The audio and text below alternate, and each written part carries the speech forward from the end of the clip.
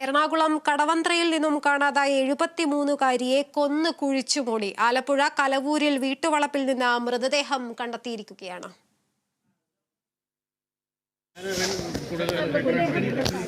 ജില്ലാ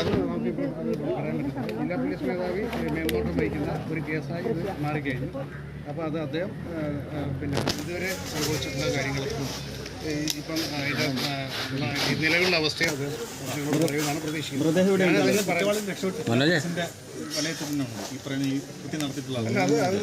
അതിലേക്ക്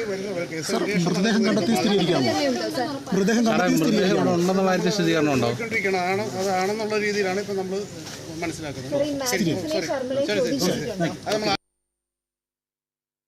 എറണാകുളം കടവന്ത്രയിൽ നിന്നും കാണാതായ സുഭദ്ര എന്ന 73-കാരിയുടെ മൃതദേഹം ആണ് ഇപ്പോൾ കണ്ടെത്തിയിരിക്കുന്നത്.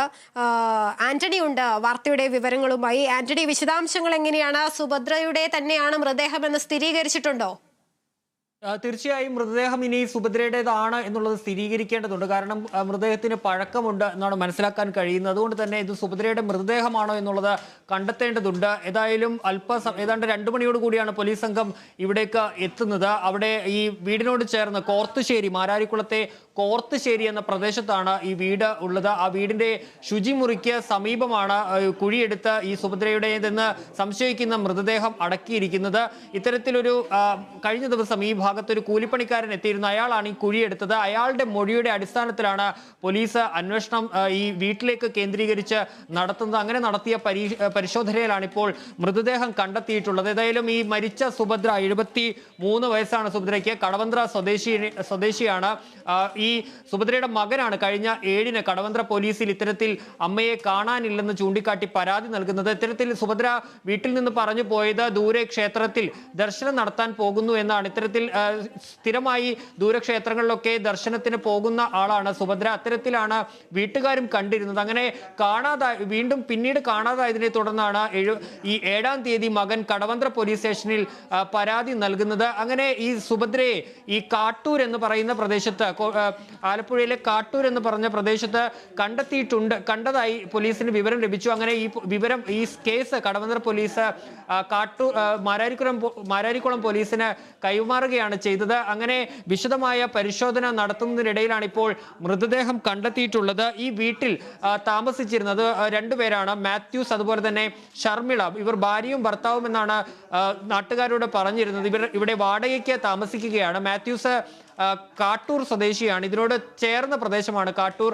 ആ കാട്ടൂർ സ്വദേശിയാണ് മാത്യൂസ്. ഇവരെ കാണാൻ ഈ സ്ത്രീ അവിടേക്ക് പോയിരുന്നു എന്നുള്ള വിവരങ്ങൾ ഉണ്ട്. നാട്ടുകാർ ഇപ്പോഴത് സ്ഥിരീകരിക്കുന്നുണ്ട്. അത് ഇവർ തന്നെയാണോ എന്നുള്ളത് വ്യക്തമല്ല. പക്ഷേ ഈ ഷർമിളയ്ക്കും അതുപോലെ തന്നെ മാത്യൂസിനുമൊപ്പം ഈ ഒരു സ്ത്രീയെ കണ്ടതായി ആ നാട്ടുകാർ സ്ഥിരീകരിക്കുന്നുണ്ട്. ഏതായാലും ഈ ഷർമിളയും അതുപോലെ തന്നെ ഭർത്താവ് മാത്യൂസും നിലവിൽ ഒളിവിലാണ്. ഇവർക്കായുള്ള തെരച്ചിൽ പോലീസ് തുടങ്ങിയിട്ടുണ്ട്. നിലവിൽ കസ്റ്റഡിയിലുള്ളത് ഈ കുഴിയെടുത്ത, അതായത് ഈ മൃതദേഹം മറവ് ചെയ്യാൻ ഈ കുഴിയെടുത്ത ഒരു തൊഴിലാളിയാണ് കസ്റ്റഡിയിലുള്ളത്. ഇയാളുടെ മൊഴിയുടെ അടിസ്ഥാനത്തിലാണ് പോലീസ് ഈ പരിശോധന നടത്തിയത്. ഏതായാലും ആ പരിശോധനയിലാണ് ഇപ്പോൾ മൃതദേഹം കണ്ടെത്തിയിട്ടുള്ളത്. മൃതദേഹം സുഭദ്രയുടേതാണ് എന്നുള്ളത് ഇനി ഉറപ്പിക്കേണ്ടതുണ്ട്. എത്ര ദിവസത്തെ പഴക്കമുണ്ട് എന്നതടക്കമുള്ള കാര്യങ്ങളിൽ വ്യക്തത വരേണ്ടതുണ്ട്. നമുക്ക് മനസ്സിലാക്കാൻ കഴിയുന്നത് സുഭദ്ര ഈ എറണാകുളത്ത് ഈ സൗത്ത് റെയിൽവേ സ്റ്റേഷന് സമീപമാണ്, കടവന്ത്രയിലാണ് താമസിക്കുന്നത്. നേരത്തെ ഈ ഭാഗത്തൊക്കെ ഈ പലിശയ്ക്ക് പണം നൽകുന്നതടക്കമുള്ള കാര്യങ്ങൾ സുഭദ്ര നടത്തുന്നുണ്ട്.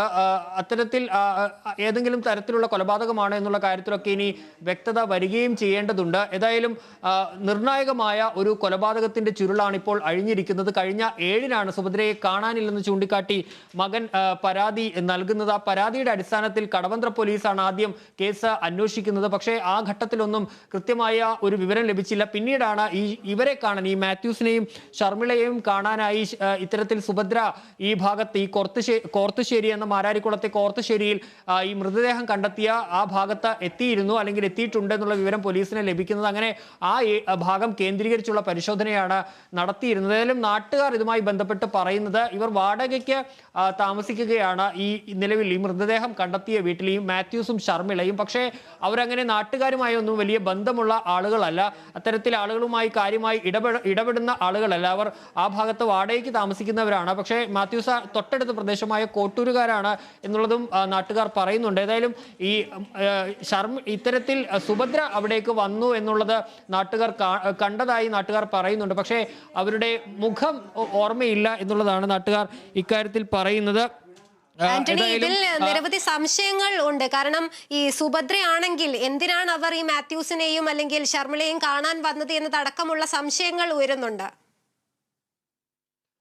തീർച്ചയായും ഈ സുഭദ്രയ്ക്കും ഈ പ്രതികളെന്ന് സംശയിക്കുന്ന മാത്യൂസ് അതുപോലെ തന്നെ ഷർമിള ഇവർ ഈ കടവന്ത്രയിലെ സുഭദ്രയുടെ വീടിന് മുകളിൽ താമസിച്ചിരുന്നു എന്നുള്ളതാണ്. 2.5 വർഷം മുമ്പാണ് ഇവർ ഇവിടെ താമസിച്ചിരുന്നത്. മാത്യൂസിന്റെ ശരിക്കുമുള്ള പേര് അല്ലെങ്കിൽ നാട്ടുകാർക്കൊക്കെ അറിയാവുന്ന പേരെന്ന് പറയുന്നത് നിതിൻ എന്നാണ്. മാത്യൂസ് എന്നുള്ള പേര് നാട്ടുകാരോട് ചോദിക്കുമ്പോൾ അവർക്കത് അറിയില്ല, മറിച്ച് നിതിൻ എന്നാണ് ഇവർ അവിടെ പേര് പറഞ്ഞിട്ടുള്ളത്. ഈ നിതിനും ഷർമിളയും 3 മാസം ഈ ഇത്തരത്തിൽ 2.5 വർഷം മുമ്പ് കടവന്ത്രയിലെ ഈ സുഭദ്രയുടെ വീടിന് മുകളിൽ താമസിച്ചിരുന്നു. അത്തരത്തിലൊരു ബന്ധം ഇരുവരും തമ്മിലുണ്ട് എന്നുള്ളതാണ്.